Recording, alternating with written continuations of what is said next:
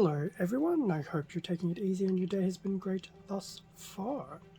For this video we'll be going through an unboxing of the 1:12 scale power loader, and this is from the MODEROID model kit line under Good Smile Company, and this particular kit was released in 2022. Now, for those who have seen the movie and also read the top left corner, this particular power loader is from the Aliens movie. So we see it at least twice in the movie, at the beginning of the movie, not realizing what would happen, and then we see it at the very end. Spoilers? With the Ripley versus the Queen alien showdown on the Sulaco. So for this particular kit, we're pretty much looking exactly at that particular end of the movie with Ripley in the power loader. Now, this was definitely hard to say no to because Aliens is one of my all-time favorite movies. But I will say I'm dubious to see how this goes. The power loader I'm fairly confident with. The fact that it has a humanoid Ripley in there will be interesting to see. But in saying that, doing fully humanoid plastic kits these days has developed a lot over the last decade or two. So, I mean, based on the front of the box, which we have here, so Ripley in the power loader, I mean, Ripley is looking generally anatomically correct and quite detailed as well, so it'll be interesting to see how much of that really is the pre-colored plastic or if it's been painted. But I think the front of the box is quite powerful. It's very iconic. Ripley in the power loader. I'm assuming the little flamer isn't on this, but that's okay. That's just a semantics. So that's the front of the box with the power loader.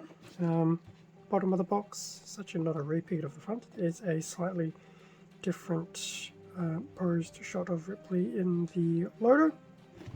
From the side on, we have, I dare say, more of the general schematics of the loader. Top of the box, I think it's just a rehash of what we saw at the bottom, but we do see a bit more of a top to bottom shot of Ripley in the loader. And then we just have, once again, just another one of those schematic based drawings on the other side, as well as the overhang of the power loader's claw. In terms of the back of the box, I won't worry too much about the bottom, but we do have a few more shots of Ripley in the loader. So I've seen this one a few times. The actual claws can move, as we can see here, as well as move up and down. Ripley can stand out of the loader in more of a idle stance. And then we just have some different shots of the loader as well. So there will be some wiring cables included to create some of that effect. Hopefully they're bundled like that so I don't have to worry about losing any. And there will be some water slide decals to recreate some of the actual markings, which I very well may have to do, depending what markings, but I'm going to assume some of these hazard markings on the claws are water slides. So what I will now do is I'll open up the box and have a look. I didn't actually slice the tape open before doing this video, so yeah, pretty much after I open it I'll just lay everything out and then we will go through the kit contents. And with everything out of the box and the bags, I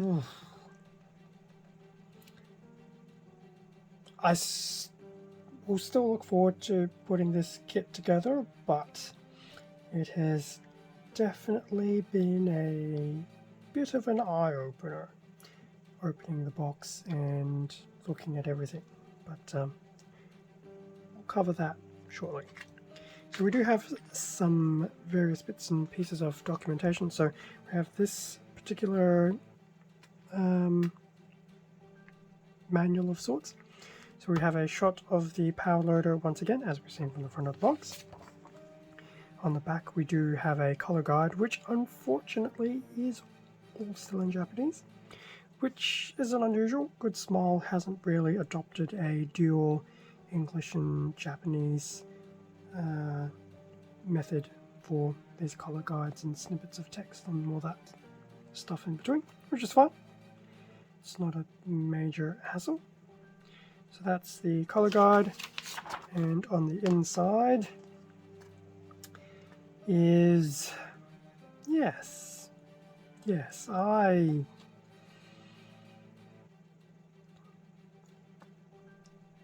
is pretty much a good way of stating things. So we actually do have a very specific wiring guide, where it's not just a case of just put wires willy-nilly wherever you want to. Wires right through to K, apparently. No, more than that. Anyway, each wire has a set place it needs to go. And looking at when I was taking everything out, the wires are black. They're not in color, so a little bit of extra motivation, I guess. We'll see those when we see them. And then lastly there is a decal guard, and I think the decal guard is probably the easiest thing of the entire build. And I'm not a huge fan of decals, but we'll see those in a minute. So that's the, I'm not even sure what to call that piece of paper, to be honest. I'm just going to put it over here. Now, in terms of the actual manual for the build, it's a lot less fancy looking. It's pretty much just a black and white manual. I think it's going to open in the most weirdest of ways. Parts list. Yes, there really are that many runners in this, and they're not big runners. If you think these runners look relatively small, you would be correct. Now, they're not super small, but having done a lot of Gunpla, and yes, I've dabbled in some MODEROID and other things. Ava kits is probably another one. Kotobukiya kits as well. They're not small, they're not large, but there's a vast array of them. And there are some things to say about them, but we will get there when we get there. So that's the parts list. In terms of the build, now, I'm assuming it starts over here. So, build assembly. I suspect this may even need glue, which doesn't surprise me at this point in time. So we start off with the claw arms going through the build. So definitely starting with all the claw arms, and then I'm wondering if we move through to the legs. Looks like we do. So arms, legs, and moving through more of the interior of the manual. Boy, these get very confusing. So once you've done the legs, it looks like you start building up the main body section of the loader. And then going through and detailing that up, attaching things such as the arms, and then building Ripley.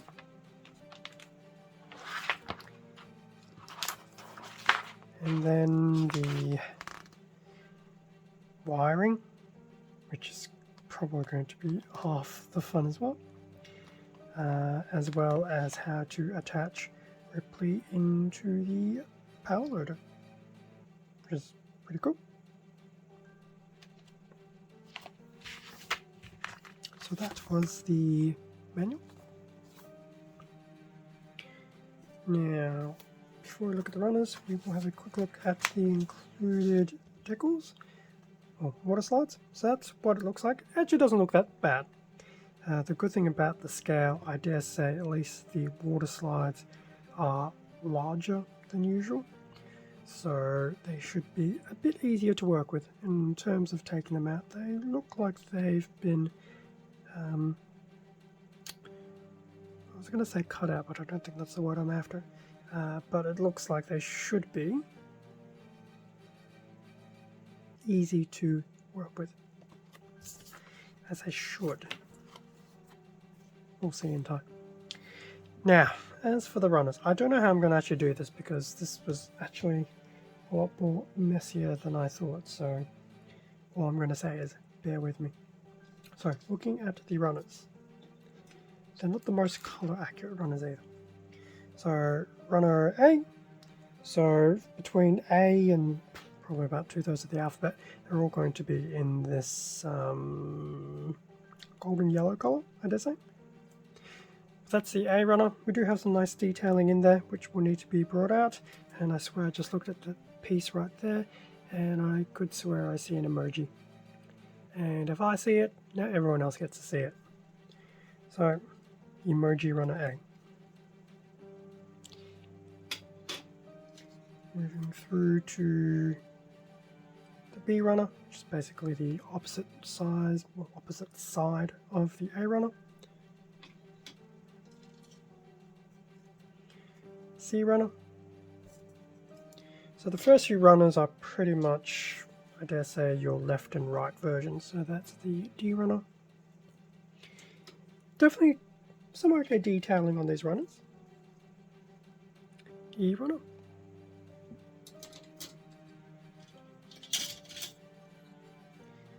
F runner.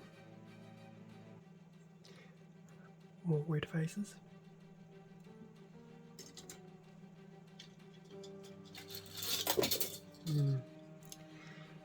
What happened? What I was hoping not to happen has unfortunately happened. The G runner.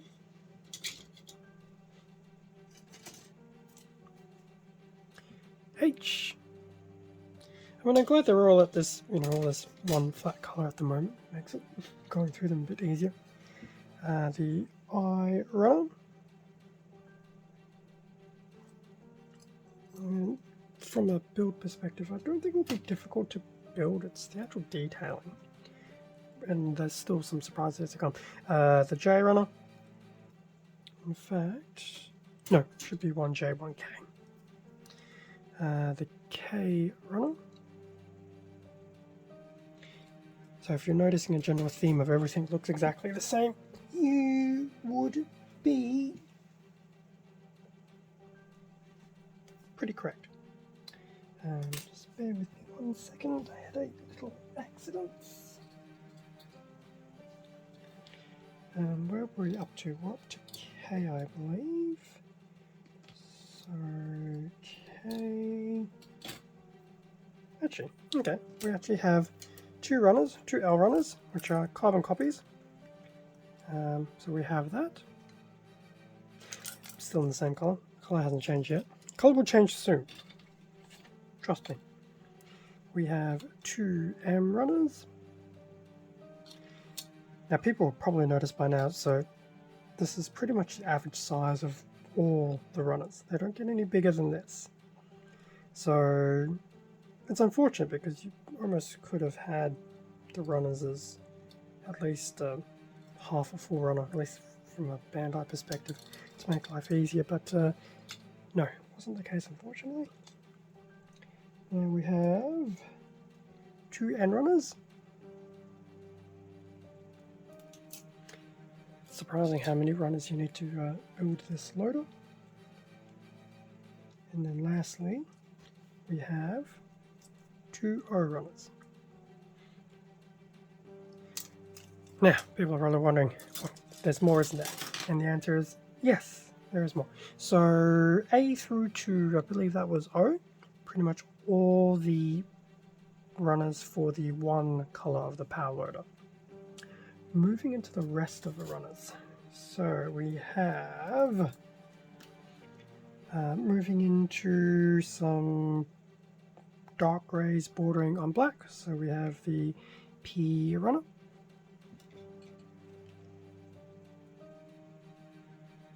Q.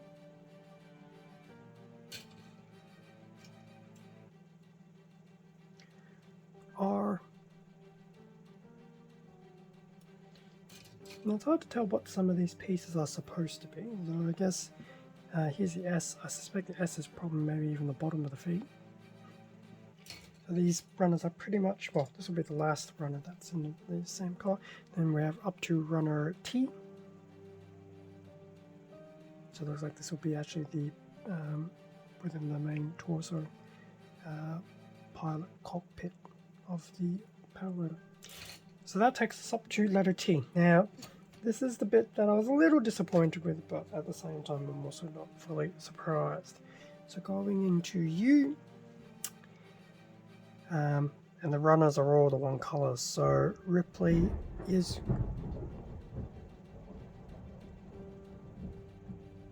ambience. Awkward timing. Ripley will be in the one plastic color, so it's pretty much a, I dare say, a bit of a very light grey. So that's U.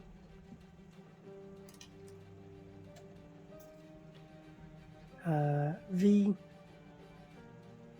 still light grey. W.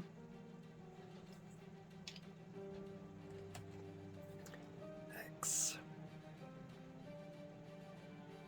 I mean, it shouldn't be too bad because of the scaling. It is unfortunate that Ripley has to be made to be color accurate, but she, being a human, well, a humanoid, and given the attire she's wearing, she's not heavily detailed either. But in saying that, MODEROID do the fabric type look within their kits really, really well. So I will give them kudos for that. Some of the detailing is still very pleasant. So that's the X runner, and then we have two more runners, believe it or not. We have the Y runner, which I think is probably the light bar on top of the power loader. And then we have the Z runner, or Z, which I think might be the equivalent of polycaps. But wait, there's more. Now, I didn't take them out, just in case, and I'm glad I didn't, but we do have... So here is pretty much the PVC wire. We have some metallic rods of some description, which need to be put somewhere. We do have two wires that are actually coloured, a blue one and a red one. And then the rest of the wiring is all in this black cabling colour, which, if I remember correctly, based on what we saw from one of the earlier manuals, have to make sure that the sizes are right. I'm also beginning to wonder if it's just a, not multiple wires, but if it's just three different sized wires that you need to cut to size. I guess time will tell. But that's the wiring and steel rod side of the kit.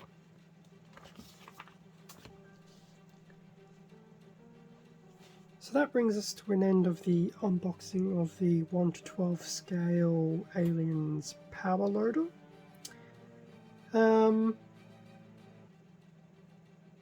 Definitely not what I was expecting. It's definitely not terrible. I mean, the kit should still build fairly well. So as a straight build, shouldn't be a problem. But obviously to really give it a bit more pizzazz, it will need a splash of color here and there. Power loader may not actually be too bad because just put the power loader together, go crazy with some washers, do the water slides. It'll actually probably look pretty good. The washers will help bring out some of the detailing. It'll give it the weathering and stuff like that as well, because it's obviously not a brand new pristine power loader. Ripley will be the challenge to try and do up in some degree of color accuracy. And I guess to even make it more accurate, you would do shading and highlighting and stuff like that as well. So it's going to be a very interesting build. Let's put it that way and keep it as interesting build. Thank you very much for watching this unboxing video. Feel free to leave a like, a comment, subscribe if you enjoyed the content. All of this does help support the channel and I do greatly appreciate it. extra content can also be found on my Instagram account, link below.